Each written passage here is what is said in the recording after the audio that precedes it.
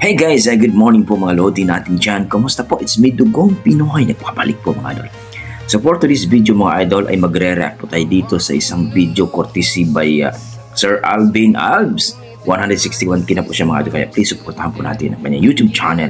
Dito sa kanyang video na pinamagatang kababayan natin sa Pilipinas nalimas ang pera niya sa video account. Paano kapag sa mga OFW ito nangyari? Tara mga idol, panoorin natin ang kanyang video at mag-react tayo. Let's go mga idol. Isang kababayan natin sa Pilipinas ang umiiyak habang nagbabahagi ng nangyari sa kanyang BDO passbook account na college fund pa naman sana ng kanyang anak. Nakakatakot ang ganito lalo na sa ating mga OFW. Ang sabi pa ng kababayan natin na passbook account lang ang account niya sa BDO. Wala itong ATM card at hindi ito konektado sa online banking. Ngunit nang pina-check daw niya or pina-update ang kanyang passbook, ay wala na yung laman or yung pera na laman ito na nagkakahalaga ng 345,000 pesos. At ang sabi naman sa BDO ay successfully daw itong na-transfer gamit ang online banking. Kaya grabe ang pagkadismaya niya dahil paano daw ito mawawala na gamit ang online dahil hindi naman daw ito konektado sa online banking. Hindi ko alam kung ano kayo, paano Glenn Cañete. BDO. Ito ang account ng anak ko na hack. Grabe. Ubus lahat ng laman pang college niya. Hindi ko alam kung paano umpisa.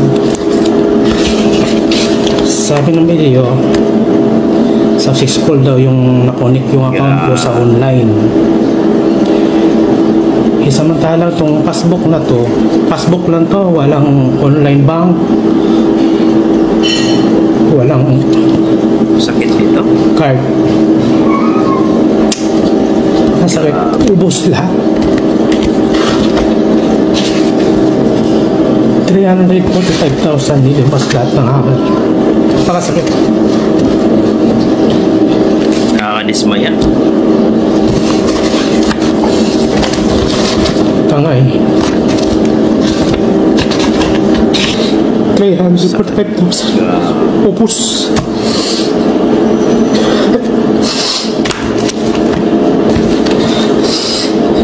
Kaya mina ng video sa sabi. Hindi na rin makuha yung pera. Successful daw yung nakonik sa online bank. ATM o yung card na to.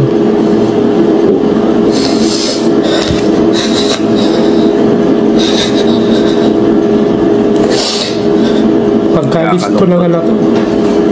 Pero kupos.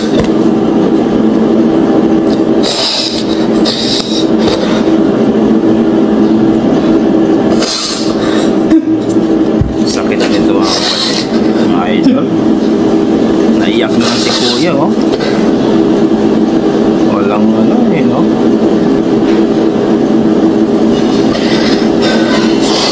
Pakasakit. Pakasakit. Yung wala kang makuha, wala kang mabalik na pera. Ilang taon mong inipon.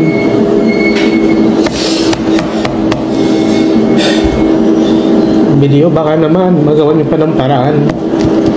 Passbook lang to, walang online bank, walang card.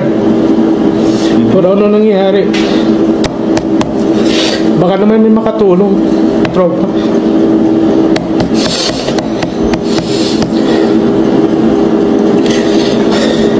Pagkalit ito ng anak ko, pero ubus. Makasakit. Grabe. Hindi ko alam anong gagawin ko nito. 0-0. May kilala ko sa video. Nakakayak.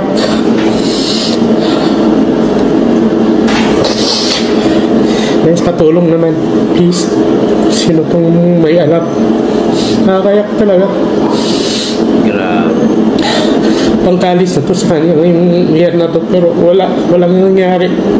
Ubus.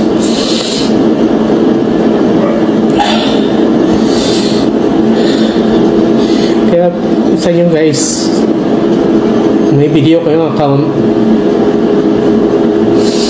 Walang paano yun na-update yan. Pero sa ito kasi talaga.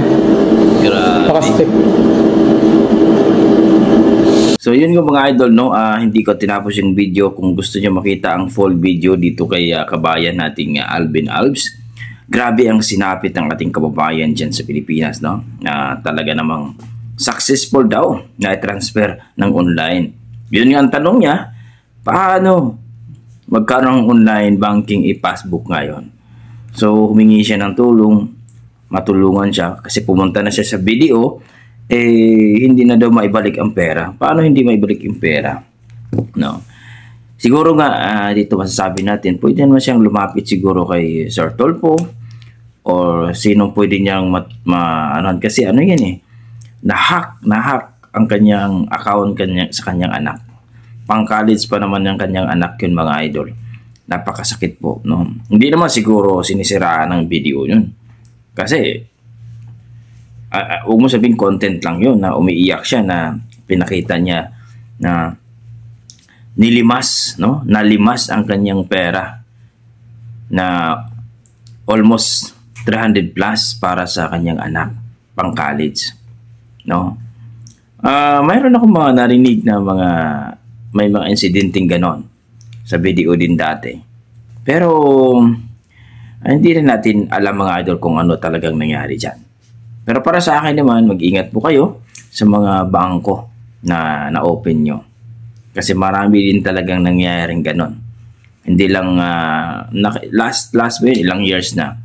Pero sana, no, sana ni Kuya matulungan siya, lumapit siya ng mga ahensya ng gobyerno or saan man para matulungan po siya na maibalik ang kanyang pera. Kasi sabi niya dito sa video, no, na successfully daw na i-transfer ng online. Yun nga pinagtataka niya, bakit ganun ang nangyari na wala naman daw online, no? Hindi naman connected, wala naman ng ATM din. Passbook lang daw. So, kayo dyan, mga idol, ano masasabi niyo dito sa isang kababayan natin na humahagulhul sa iyak, mga idol, sa kapagkat nawala yung pera niya sa account sa video? So, payo ko lang sa ating mga kababayan, lalong-lalo sa mga OFW, mag-iingat po kayo sa mga ating bangko na na-open nyo.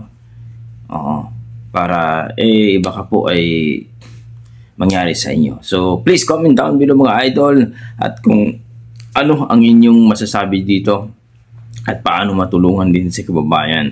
Si Glenn Cañete pala ang kanyang pangalan, mga idol. Siguro sa Facebook, I think, nakakaalam ko nabura na itong video. So please comment down below, mga idol, para ating pag-usapan. Please, mga idol, huwag yung kalimutan, suportahan natin si Alvin Alves. Isa rin yan sa ating mga nagbabalita sa OFW regarding sa mga paliparan. So maraming salamat, mga idol. Basta may dugong Pinoy, talaga namang madiskarte sa buhay yan. Maraming salamat, mga idol.